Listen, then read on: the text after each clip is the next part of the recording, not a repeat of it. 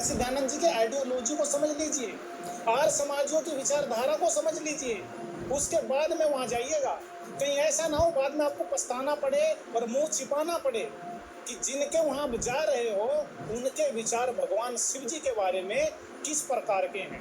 तो आप वहां जाने से पहले इस चैनल के माध्यम से वो प्रमाण जरूर देखिएगा। और ये हम अपने तरफ से नहीं कर रहे, हम आपको प्रमाण दिखाएंगे महर्षि दयानंद जी के जीवन चरित्र से, और वो उनके ही द्वारा आर्य प्रकाशन से छपी हुई ग्रंथ है, छपी हुई पुस्तकें हैं। तो उससे जांच पड़ताल कीजिए, उसके बाद बेशक से जाइए, हमें कोई उससे आपत्ति नहीं है, लेकिन उनके आइडियोलॉजी को पहले जान लीजिए, समझ लीजिए। तो मैं आपको सबसे पहले अभिषेक जी जो प्रमाण दिखाना चाहता हूँ, तो ये देखिए अभिषेक जी, ये पंडित लेखराज कृत महर्षि दयानंद सरस्वती का जीवन चरित्र है, आर्य साहित्य प्रचार ट्रस्ट से जो। और ये है वो महर्षि दयानंद जी। नाथ संप्रदाय से मैं प्रार्थना करना चाहता हूँ, एक बार देख लीजिए जहाँ पे आप जा रहे हैं, जिस संत सम्मेलन में जा रहे हैं उनका चेहरा देख लीजिए और पहचान लीजिए।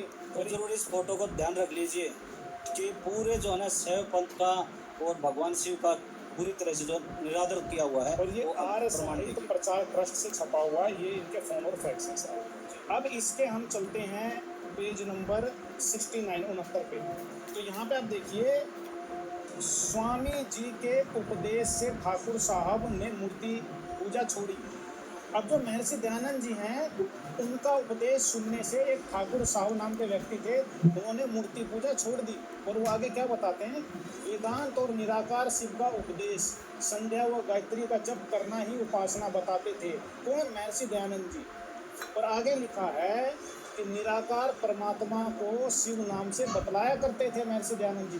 पार्वती के पति शिव की कोई चर्चा न थी, बल्कि उनके विरोधी थे। अब एक बार आप गौर से देखिए नाथ संप्रदाय वालों, पार्वती के पति शिव की कोई चर्चा महर्षि दयानंद जी ने कभी नहीं की थी, बल्कि उनके उसके विरोधी थे। कौन विरोधी थे? महर्षि दयानंद जी। तो आप जहाँ पे जा रहे हो, पहले एक बार जाकर उनसे प्रश्न कीजिएगा। धर्म सम्मेलन करने से पहले सबसे पहला प्रश्न आप ये करेगा उन आर्य समाजियों से, क्या आप भगवान शिव को मानते हैं या नहीं मानते? और अगर मानते हैं तो इस पुस्तक को क्यों छापते हैं?